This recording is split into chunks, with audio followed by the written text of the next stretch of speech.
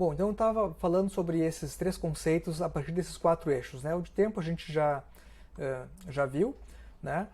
A própria ideia de experiência, né? Hoje em dia é tão em voga essa ideia de turismo de experiência ou economia da experiência, né? O que a gente poderia caracterizar por essa ideia de experiência, né?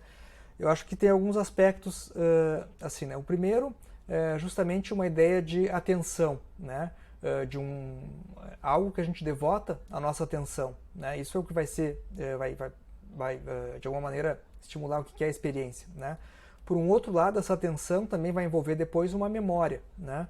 Uma memória daquilo que a gente vai se lembrar, do que foram experiências positivas ou não, e de como aquilo marcou a nossa vida, né? Então, em certo sentido, a ideia de uma experiência memorável tem a ver com essa intensidade, com essa ideia de sentimentos também, né? E entra um terceiro componente, que é a estética, né? Que é essa vinculação com os sentidos, né?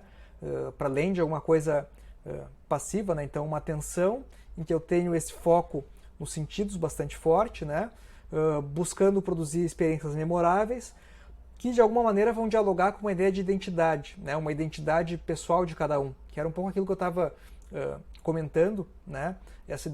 Sobre participar de um concerto ou de um baile funk, por exemplo, né? Tem a ver também com a própria identidade de cada um, né? E de como é que essa identidade vai se constituir enquanto uma posição social, né? Tem um livro de um sociólogo, o Pierre Bourdieu, né? Que é A Distinção, em que ele vai justamente comentar como é que as diferentes classes sociais, né, vão, de alguma maneira, pelas suas práticas, estabelecendo alguns códigos e distinções entre si, né? Então ele dá, por exemplo, o caso do jantar, né? Então se eu vou, enfim, no jantar de uma família burguesa, enfim, eu tenho, né, aquele prato francês, aquela coisa refinada dos empratados em 5 refeições, e de alguma maneira eu tenho uma série de normas de etiqueta que me dizem que eu não posso comer tudo que está no meu prato, né, para não parecer de alguma maneira esfomeado, né. Por um outro lado, aí ele vai comentar, né, numa casa operária tem toda uma outra estética, né, da alimentação, da refeição, enfim, até isso que a gente pode chamar de hoje de baixa gastronomia, né,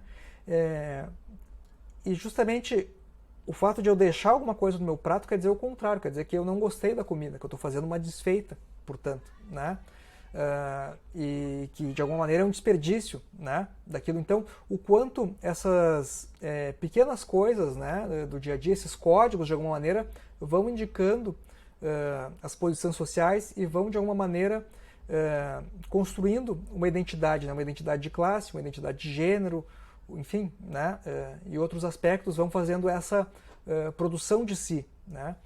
E aí esse tempo do lazer, né, ele pode ser visto, por um lado, pela própria perspectiva de alienação, né, num certo sentido em que muitas vezes as pessoas dedicam esse tempo a coisas que elas não têm muito bem uma consciência do porquê que estão fazendo aquilo, né, ou alguma maneira a coisas pré-determinadas, como aquilo de ter que ir no jantar da família no domingo, enfim, coisa desse tipo. Mas, por outro lado, também esse pode ser um tempo de emancipação, né? Um tempo em que o sujeito tem para si, em que ele pode refletir sobre quem ele é, sobre a sua experiência no mundo, enfim, procurar desenvolver novas habilidades, novas capacidades, enfim, né?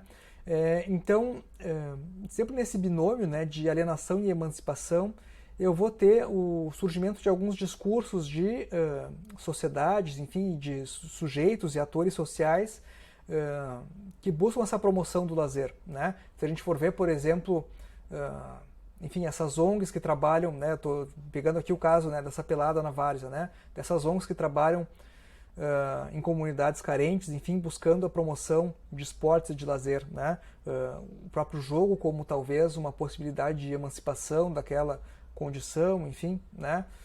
Por outro lado, tem gente que acha que andar de montanha-russa ou desejar ir num parque desses da Disney seja uma questão de alienação, em certo sentido, que eu estou negando uma outra realidade talvez mais feia do mundo. Enfim, vamos